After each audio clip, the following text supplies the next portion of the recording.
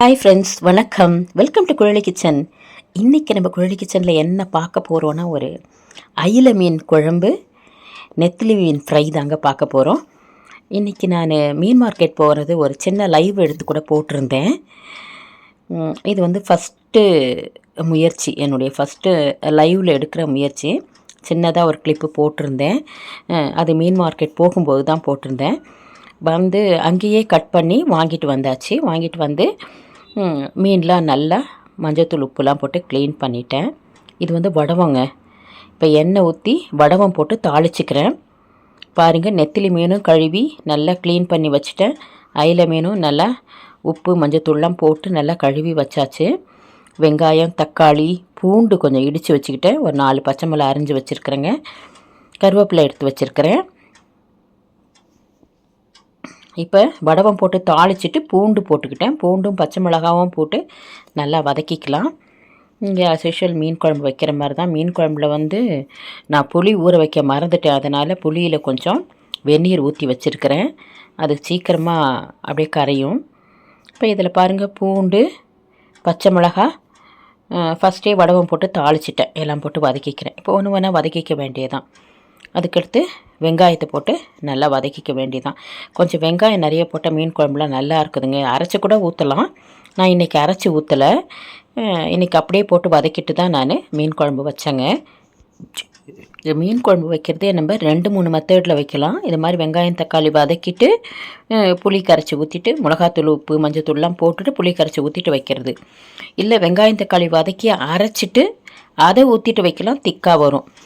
நம்ம அதே மாதிரி புளி வந்து கரைச்சி தனியாக புளி தண்ணி எடுத்துகிட்டு அதில் மிளகாத்தூள் மஞ்சத்தூள் உப்பெல்லாம் போட்டு கரைச்சி வச்சுட்டு அப்படியே எடுத்து ஊற்றிக்கலாம். எல்லாமே நல்லா தான் இருக்கும். ஒரு மெத்தடு தான் இதெல்லாம். இப்போ வந்து நான் இன்றைக்கி அரைக்கவும் இல்லை, அதை கரைச்சும் வச்சுக்கல. வடகம் போட்டு தாளிச்சிட்டு பூண்டு பச்சை மிளகா வதக்கிட்டு வெங்காயம் போட்டு நல்லா வதக்கிட்டு தக்காளியும் போட்டு நல்லா வதக்கிடுறேங்க.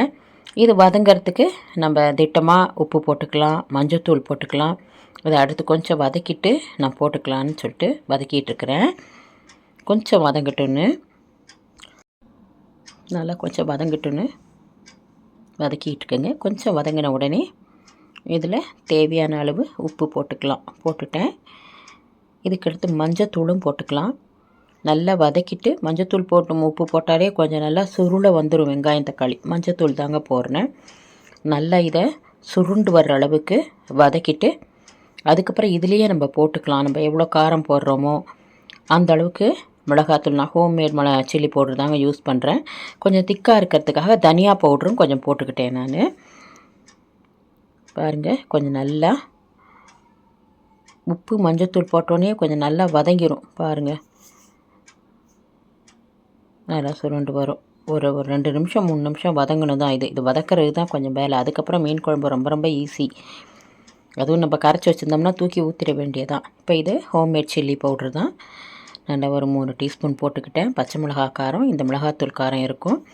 இது கூடயே பாருங்கள் கொஞ்சம் மல்லித்தூள் போட்டுக்கிட்டேன். மல்லித்தூள் போட்டோம்னா நமக்கு கொஞ்சம் திக்னஸ் கிடைக்கும். அதனால் காரமும் நம்ம வந்து 3 டீஸ்பூன் போட்டிருக்கேன் இல்லையா, கொஞ்சம் மல்லித்தூள் போடும்போது கரெக்டாக இருக்கும். அந்த பச்சை மிளகா காரமும் சேர்ந்து நல்லா சுள்ளுன்னு தான் இருந்துச்சு. நல்லா இருந்துச்சு மீன் குழம்பு. இன்றைக்கி ஆக்சுவலாக போயிட்டு விரால் வாங்கலான்னு தான் போனோம் மார்க்கெட்டுக்கு. பட் இந்த அயில மீன் நல்லா ஃப்ரெஷ்ஷாக ரொம்ப நல்லா இருந்துச்சு. புளி தண்ணி கரைச்சி ஊற்றிட வேண்டியதாங்க. அது எங்கள் வீட்டில் 2 பேர் தானுங்களே, சரி நிறையா வேண்டான்னு சொல்லிவிட்டு இந்த அயில மீனும் வாங்கிட்டு நெத்திலி மீன் ஃப்ரை பண்ணிடலாம் அப்படின்னு சொல்லிட்டு வாங்கிட்டு வந்தோம். இது குழம்பு கொண்டு அந்த மீன். எப்போதுமே குழம்பு வந்து சின்ன மீன் போட்டு குழம்பு வச்சோம்னா சூப்பராக டேஸ்ட்டாக இருக்கும். இந்த அயில மீன், சங்கரா மீன், இது மாதிரி வெள்ளைக்கிழங்கா, இது மாதிரிலாம் வந்து சின்ன மீன் வந்து போட்டு குழம்பு வச்சோம்னா ரொம்ப அருமையாக இருக்கும். வௌவால்லாம் விலை கேட்டோங்க. 1100 ரூபாயாம். சின்னதாக தான் இருந்துச்சு வெள்ளை வௌவால். அதுவே 1100 ரூபாயாம். சரி, அடுத்த வாரம் அப்படி வாங்கிக்கலாம்னு சொல்லிவிட்டு இது வந்து எங்கள் கண்ணில் பட்டதுனால இதை வாங்கிட்டு வந்துட்டோம் நாங்கள். பாருங்கள், நல்லா ஃப்ரெஷ்ஷாக நல்லா இருக்குது. இப்போ நல்லா புளி தண்ணியும் ஊற்றியாச்சு, மிளகாத்தூள் உப்பு எல்லாமே போட்டாச்சு. இப்போ கொதிக்கணும் நல்லா. இந்த புளி தண்ணி ஸ்மெல் வந்து இந்த ரா ஸ்மெல் போகிற அளவுக்கு கொதிச்சா போதும். ஏற்கனவே நான் அதில் கொஞ்சம் வெந்நீர் வேறு ஊற்றி வச்சுருந்தேன். பாருங்கள் ஊற்றியாச்சு. அதுக்குள்ளே நம்ம இதை வந்து மேரினேட் பண்ணி வச்சுக்கலாம். இதுக்கு பாருங்கள் மிளகாத்தூள் போட்டிருக்கேன். ஒரு 2 டீஸ்பூனு ஹோம்மேட் சில்லி பவுட்ரு தான் போட்டிருக்கேன் நான் இதுக்கு. அப்புறம் மஞ்சத்தூள் போட்டு தேவையான அளவு உப்பு போட்டுக்கலாம். இது வந்து அரிசி மாவு போட்டுக்கிட்டேன், கொஞ்சம் கிறிஸ்பியாக வர்றதுக்காக ஒரு 1 டீஸ்பூன் அளவுக்கு அரிசி மாவு போட்டுக்கிட்டேன், அவ்வளோதான். உப்பு தேவையான அளவு உப்பு போட்டுட்டு நல்லா பெசரி வச்சிட்டோம்னா கொஞ்சம் நேரம் நல்லா அந்த காரம்லாம் ஏறிடும். காரம் உப்பு எல்லாம் ஏறி இருக்கும். இப்போ சாதம் வச்சுட்டு குழம்பு வச்சுட்டு லாஸ்ட்டாக இதை வறுத்துக்கலாம்னு சொல்லிட்டு கொஞ்சம் 1 டீஸ்பூன் எண்ணெயும் ஊற்றிருக்கேன். அது என்னென்னா நல்லா அது மேரினேட் பண்ணுறது வந்து விடாது, நல்லா பிடிச்சிக்கும்னு சொல்லிவிட்டு அது கொஞ்சம் ஊற்றிட்டு பெசரி வச்சுருக்கிறேன். அவ்வளோதாங்க. நல்லா சூப்பராக இருக்கும். எப்போதும் நெத்திலி மீன் ஃப்ரை வந்து அப்படியே வெறும் வாயிலே நம்ம சாப்பிடலாம், ஸ்நாக் மாதிரி சாப்பிடலாம், அப்படி இருக்கும். அதனால் அதை பெசரி வச்சாச்சு. இப்போ அவ்வளோதாங்க. இந்த மீன் குழம்பும் நல்லா கொதிச்சிடுச்சு, ராஸ்மெல்லாம் போயிடுத்து. இப்போ மீன் போட்டுட்டு நல்லா ஒரு 2-3 நிமிஷம் நல்லா கொதிக்க வச்சுட்டு கருவேப்பிலையும் போட்டுட்டு இறக்க வேண்டியதாங்க. பாருங்கள் மீன் போட்டாச்சு. மீன் வந்து சீக்கிரம் வெந்துடும். ஒரு 2-3 நிமிஷம் கொதிச்சா போதும், அதிலே வெந்துடும் அந்த மீன். கருவேப்பிலை போட்டுட்டு அதை இறக்க வேண்டியதான்.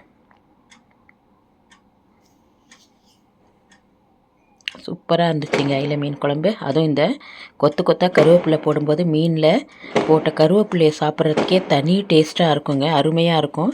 செஞ்சு பாருங்கள். நம்ம உருவி போடுறத விட இந்த மாதிரி கொத்தாக போட்டோம்னா ரொம்ப அருமையாக இருக்கும். நான் நைட்டில் தான் வாய்ஸ் ஓவர் கொடுக்குறேன். அப்போ கூட எங்கேயோ பட்டாசு வெடிக்கிற சவுண்டு வந்துட்டுருக்குது.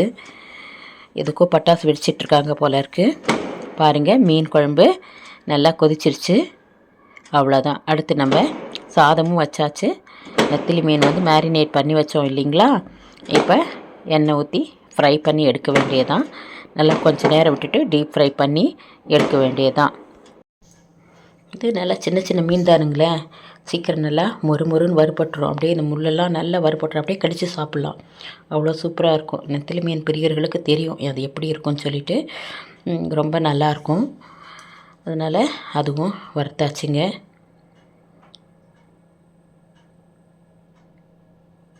நல்லா மொறுன்னு ஆயிடுச்சு.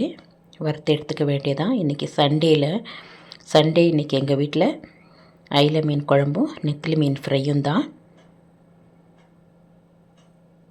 பாருங்கள் எடுத்தாச்சு. இன்னொரு 2 ஈடு போட்டு எடுத்தோம்னா ஒரு 1/2 kg தான் இது. இது வந்து நெத்திலி மீன் வந்து 350 kgன்னு நினைக்கிறேன் வாங்கிட்டு வந்தோம். ஒரு 1/2 kg தான் வாங்கிட்டு வந்தோம் நான். வறுத்தாச்சு. ஒரு 3 ஈடாக போட்டு வறுத்து எடுத்துட்டு சாப்பிட்டோம். ரொம்ப நல்லா சண்டே சூப்பராக போச்சு. எல்லாம் எப்போதும் எல்லார் வீட்லேயும் செய்வீங்க என்வி. சிக்கனு, மட்டனு, எறா, மாதிரி ஃபிஷ்ஷு எல்லாம் செய்வீங்க. சரி நானும் மீன் வாங்கி ரொம்ப நாள் ஆச்சு, சரி மீன் வாங்கி செய்யலாம்னு சொல்லிட்டு தான் இன்றைக்கி மீன் குழம்பும் நெத்திலி மீன் ஃப்ரையும் செஞ்சோம்.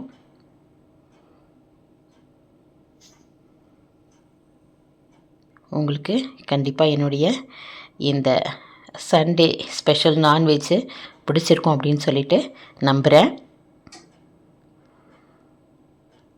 சில பேர் வீட்டில் இதுக்கு வந்து வெறும் சில்லி பவுட்ரு போடுவாங்க, நல்லா கலராக வரும். வெறும் சில்லி பவுட்ரு போட்டால் நல்லா ரெட் கலராக வரும். நான் தான் வெறும் சில்லி பவுட்ரு போடல, ஹோம்மேட் சில்லி பவுட்ரு தான் போட்டேன். ஆனால் சூப்பராக இருந்துச்சு. உங்களுக்கு என்னுடைய இந்த வீடியோ பிடிச்சிருந்துச்சுன்னா என்னுடைய சேனலை லைக் பண்ணுங்கள், ஷேர் பண்ணுங்கள், கமெண்ட் பண்ணுங்கள். சப்ஸ்கிரைப் பண்ணலைன்னா சப்ஸ்கிரைப் பண்ணுங்கள் ஃப்ரெண்ட்ஸ். இதில் இந்த கருவேப்பிலை வறுத்து போட்டோம்னா ரொம்ப சூப்பராக இருக்கும் மீனில். எனக்கு வந்து மீன் குழம்புல போட்ட கருவேப்பிலையும் ரொம்ப பிடிக்கும் சாப்பிட்றதுக்கு. அதே மாதிரி இந்த வறுத்து இந்த மீனோடு சேர்த்து இந்த கருவேப்பிலை சாப்பிடும்போதும் தனி டேஸ்ட்டாக இருக்குங்க. ரொம்ப நல்லா இருந்துச்சு. உங்கள் வீட்லேயும் இது மாதிரி சண்டே ஸ்பெஷல் பண்ணியிருப்பீங்க. என்ன செஞ்சீங்கன்னு கமெண்ட்டில் என்னோட ஷேர் பண்ணுங்கள். மீண்டும் சந்திக்கலாம். நன்றி.